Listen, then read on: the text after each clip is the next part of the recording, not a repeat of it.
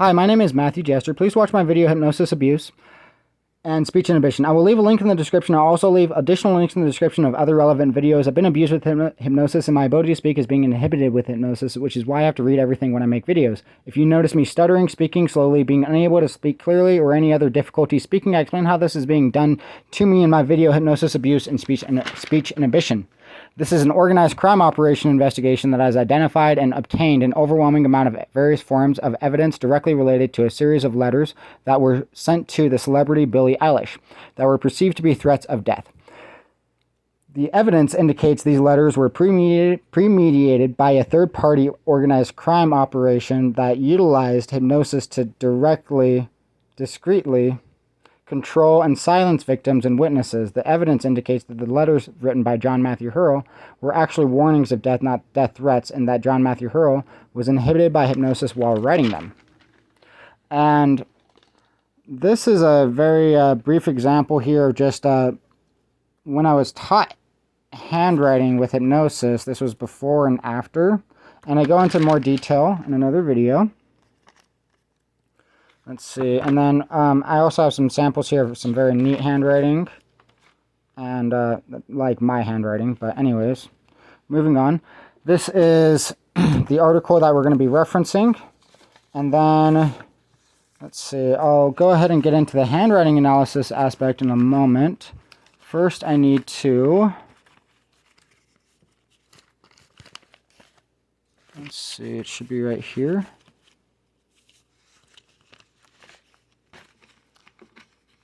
Okay, working out some finer details. In this video, I'll be covering some very basic handwriting analysis concepts and also cover how these concepts can be used to help identify various patterns in handwriting that can indicate that handwriting was or may have been influenced by hypnosis. This is different than standard handwriting analysis used by the FBI to identify if two samples of handwriting were written by the same person or two different people, because we'll be identifying whether the patterns or alterations produced by hypnosis in my handwriting are also found in John Matthew Hurl's handwriting. This is only a small portion of the evidence. I discuss a majority of the evidence in my other videos: hypnosis and drawings, hypnotic inhibition of speech and letter content, and lastly, Billie Eilish's death threats and post-hypnotic suggestions. I also elaborate in further details regarding handwriting analysis and hypnosis and handwriting advance. In fact, the easy part was discovering the third-party involvement, because I was told about it multiple times before it happened. The difficult part is disclosing the evidence. So,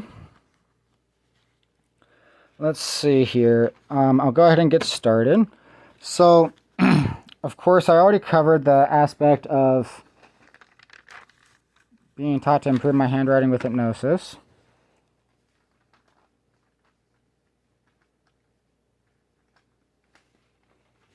And then we'll go ahead and get started with just some basic handwriting analysis here. So, the hypnosis caused two easily distinguishable types of muscle contractions.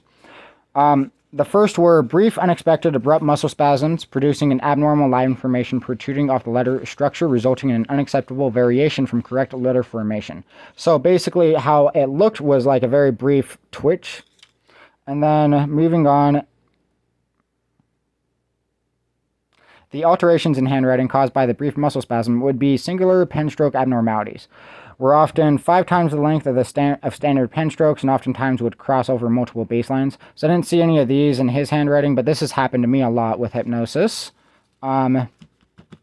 specifically. And then the second type of muscle contraction that I experienced, and that's how it would kind of look as an example, or typically protrude down, crossing over multiple baselines. The second type of muscle contraction that I experienced through post-hypnotic suggestion replicated the presentation of carpal tunnel or writer's cramp. Focal dystonia is the technical terminology used to describe the involuntary muscle contractions that are longer in duration, such as writer's cramp. In order to identify focal dystonia, the pen stroke irregularities have to begin and end in a sequential order that is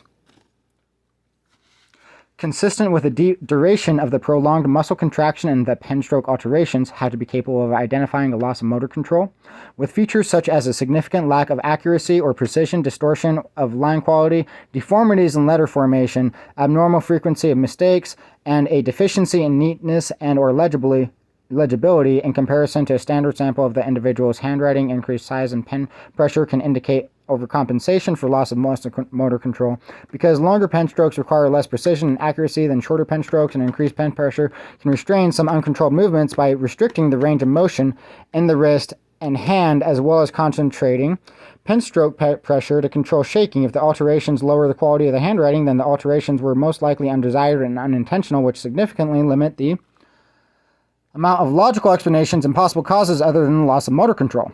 I first discovered this was occurring as a result of post-hypnotic suggestion when I began recording myself writing a witness statement regarding a murder I witnessed, and although I noticed my hand cramping while writing, I believed it to be caused by overuse until I watched the video I recorded afterwards and noticed my hand suddenly and abruptly started cramping as soon as I began writing the word murder, and then suddenly and abruptly stopped cramping as soon as I finished writing the word murder. If this incident never occurred, I never would have developed the ability to recognize and identify the alterations in John Matthew Hurl's handwriting specifically. Especially if you look just right around here, you can kind of see the same type of pattern that I'm going to point out in John Matthew Hurl's handwriting. Let's see, I'll go ahead and actually get started with that right now.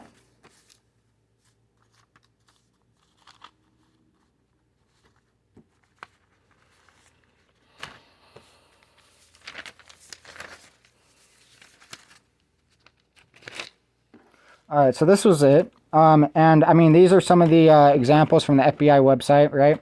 Increased pen and pencil pressure in the word die, significant letter formation structure in the letter W, significant letter size increase in will die, significant deviation of handwriting position on the baseline will die. In fact, he even writes his own baseline, but with underlining, which also signifies emphasis. But moving on, there's also the content of the letter where he actually doesn't even get directly to any type of message when he states this, and he also never directly makes any threat of death. So I discussed that in further detail in the content, and we'll go ahead and return to my handwriting analysis real quick. And okay, that's it.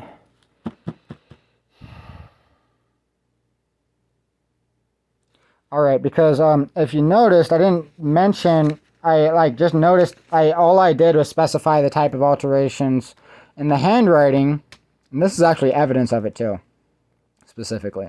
So because I wasn't able to discuss what I actually was like the relevant details, right? So I mean, there's this, but I never discussed anything around the lines of, well, actually, I already mentioned that too, though. Let me see. I'm pretty sure I did. So, let's see. There we go. First, I discovered this was occurring as a result of post-hypnotic suggestion when I began recording myself writing a witness statement regarding a murder I witnessed, and although I noticed my hand cramping while writing, I believed it to be caused by overuse until I watched the video I recorded afterwards and noticed my hand suddenly and abruptly started cramping as soon as I began writing the word murder, and then suddenly and abruptly stopped cramping as soon as I finished writing the word murder. If this incident never occurred, I never would have developed the ability to recognize and identify the alterations in John Matthew Hurl's handwriting specifically. Okay. Yep, I had all that written down, luckily, as well. So I didn't even have to necessarily, which is nice. But moving on. Okay, so this is where it starts to get much more profound, right? I explained the previous experience. I no longer have access to that video, but basically what you could expect to see is the hand cramp is like with the longer contraction that I described. It's also called a tetanic contraction. Sorry about that. Where the muscle contraction is wow, the hypnosis is even repressing my ability to think, and I almost snapped my fingers there, as a post-hypnotic suggestion too, but I didn't, out, because I probably would have pointed it out, but anyways, regardless, wow, I'm stuttering like crazy. So when I was writing the word murder, my hand started cramping uncontrollably, and oh wow, that's right, the tetanic aspect. I can't even like a full force or full extent or something along those lines. I can't even remember the terminology because the hypnosis is repressing my ability to articulate. But moving on, so distraction and confusion were utilized by post-hypnotic suggestions to depotentiate conscious awareness in order to elicit the writing of an entirely different word than I intended or desired to write, and the same techniques were used to elicit. Oh, wow, and I never even got into this yet, but I left it there, which is nice. Okay, great. I'll go ahead and discuss some of this. So I want to just point out here, you can see it, right? Sorry about that, got kind of distracted. Right here, the word murder. And then this is something that, I mean, if I made this up, this would have been very, very elaborate to have to do, but... Alright, so I have the specifications right here as well, luckily, which is great. So then the hypnosis can't just inhibit my memory and recollection. The letter R in the word murder is bold, distracting attention away from the word murder. Because it would attract any attention. It would attract the attention onto the next word because you don't read backwards.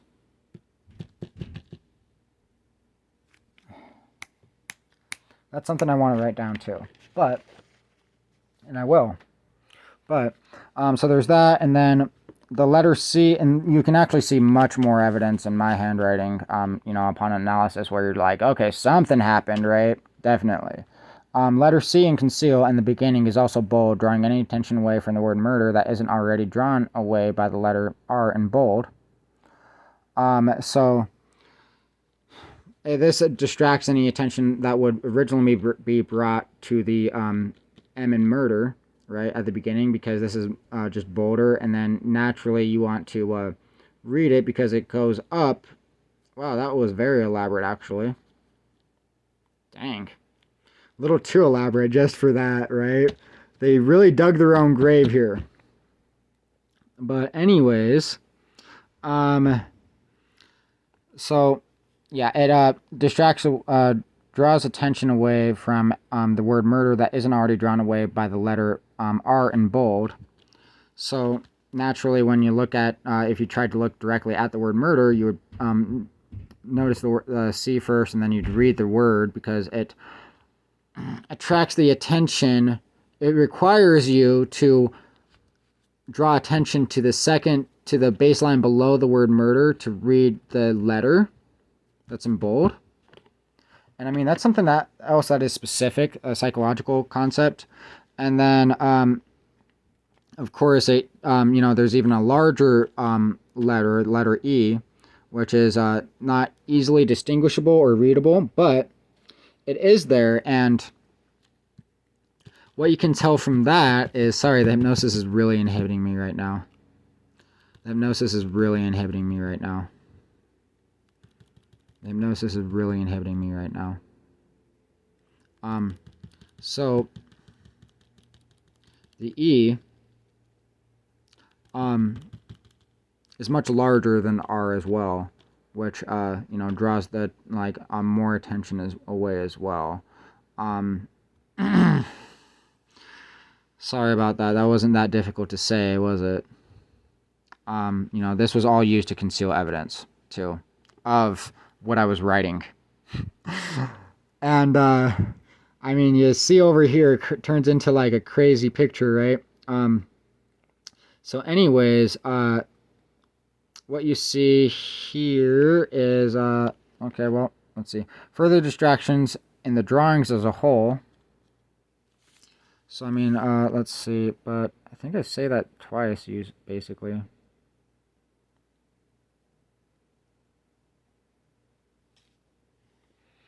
And this was used as a method to prevent me from being able to finish what I was writing.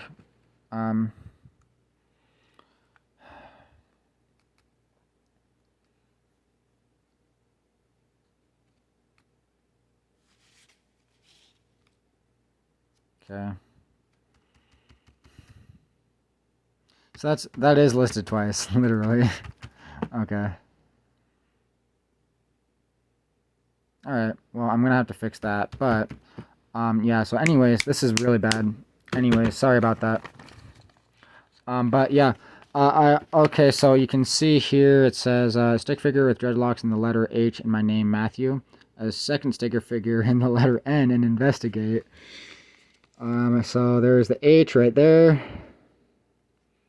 And my name, Matthew. I mean, you can kind of barely see it. It even looks like his arms, his forearms would be sticking out, and his hand sticking out of his torso, where the T crosses the H. And then you can see the protrusions coming out of the head, almost even kind of look like dreadlocks.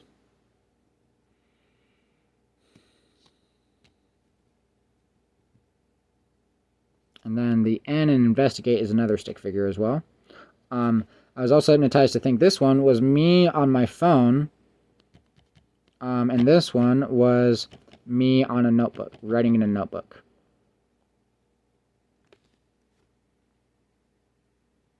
And ow, ow, ow, ow, ow, ow. Oh, there's a river of waves, and I was hypnotized to think that meant that, I'd be able to flood the local mental health agency with phone calls about me. Whatever that means, right?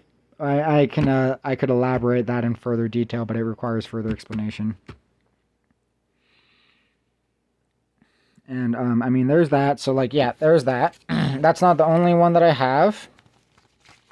And I mean, anyways, it's not the only one that I have. I also have this one.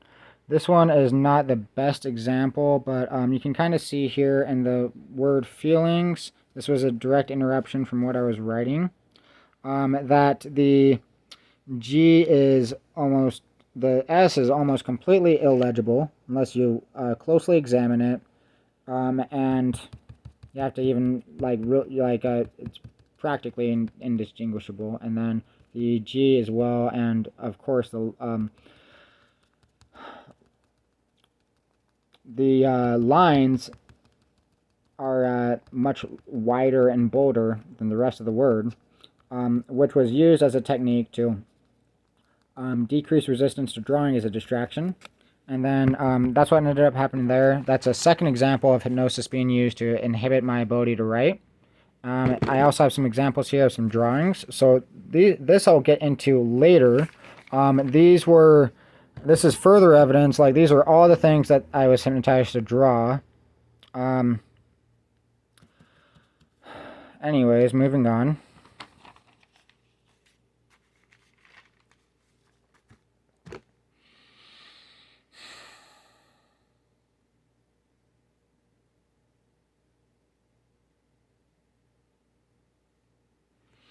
I'll go ahead and finish reading this. Let's see.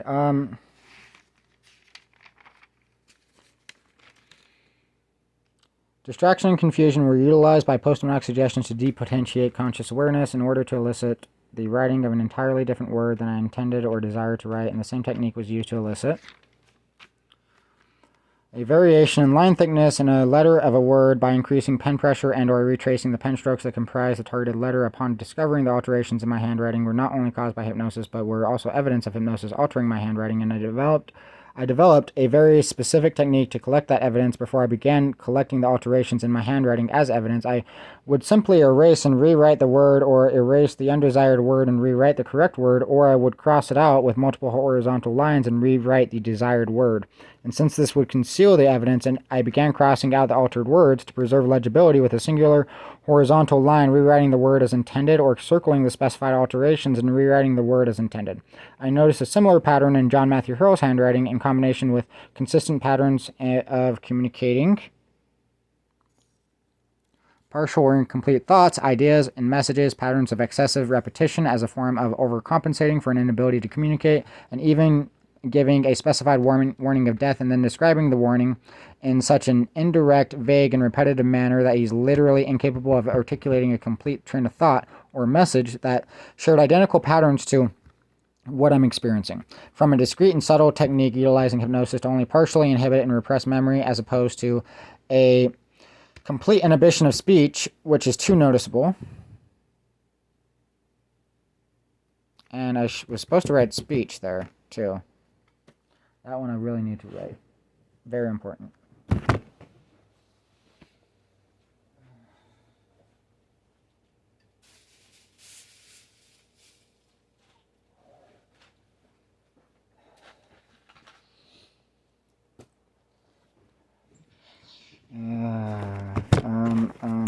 Wow, okay, ow, ow, ow.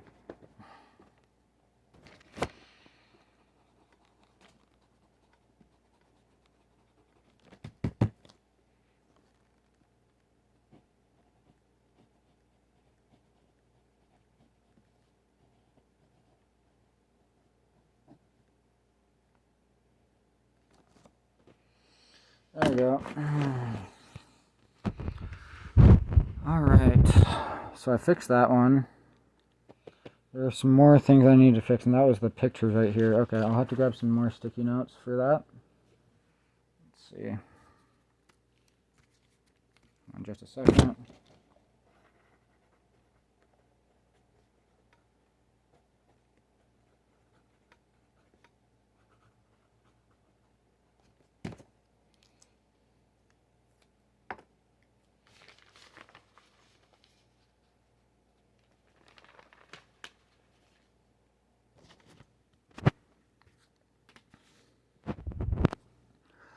Alright, so to only partially inhibit speech and repress memory as opposed to a complete inhibition of speech, which is too noticeable. The method specifically elicited indirect, confusing, vague, repetitive, prolonged, fragmented, and incomplete communication patterns, which inhibit understanding and comprehension to imitate the presentation of mental illness, similar to gaslighting, which was a simultaneous method used to conceal the presentation of post-hypnotic suggestion. This was also done by phrasing post-hypnotic suggestions in the form of metaphors that were very convicting forms of evidence if explained in detail. But the hypnosis inhibited my speech and repressed my memory to the extent I would only be able to explain a portion of the metaphor at a time, so that it wouldn't make sense. And then, let's see, oh, there's the drawings that I can go over, and then I have to pull this up here.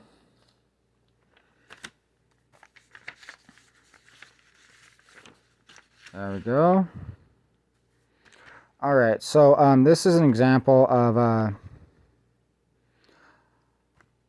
me being hypnotized to write entirely different words than I intended to. And you can also see the patterns where I'm crossing out, you know, entire words and leaving them on the page.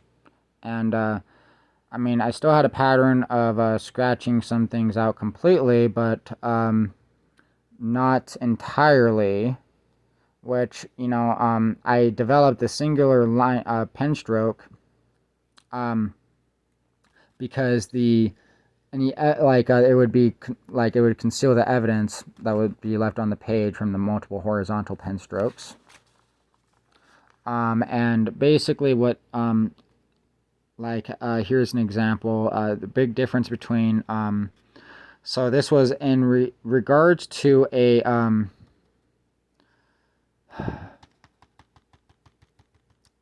psychiatric hospitalization and a wow, I can't even talk right now because of the hypnosis.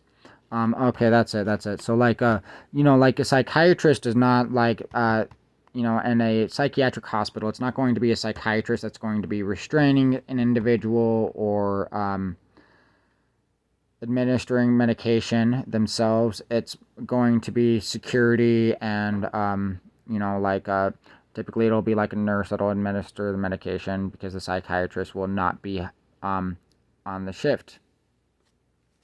Like that's for, you know, chemical restraint as an example.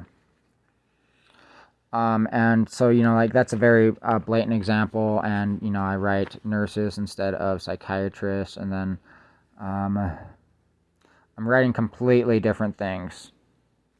Like,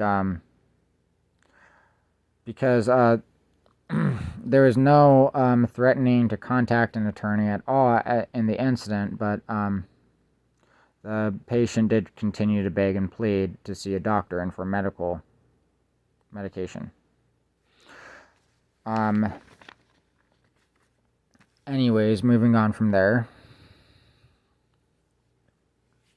Wow,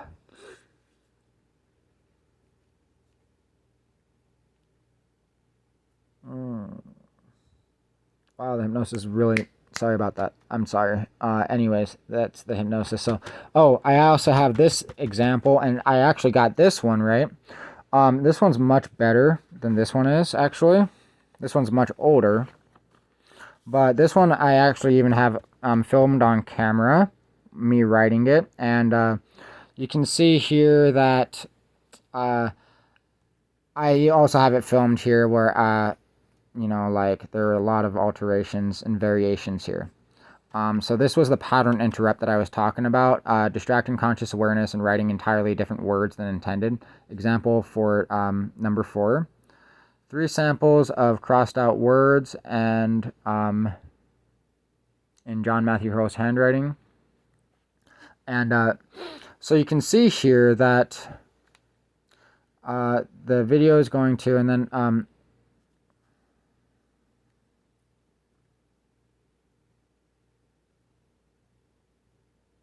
okay, so like, you know, I could have wrote either one of those, right? I mean, I wrote both. It doesn't exactly matter, right? Because I didn't cross it out, but alterations and patterns, and I didn't mean to write in handwriting. So I crossed it out, and then I wrote what I intended to write, which was identified in handwriting. And then I, of course, started writing the word writing instead of handwriting. So then I crossed it out, tried to rewrite it, and then I wrote the word hand ring, right there. And then I tried to point out the mistake, right? I tried to point out the mistakes like I've seen in the FBI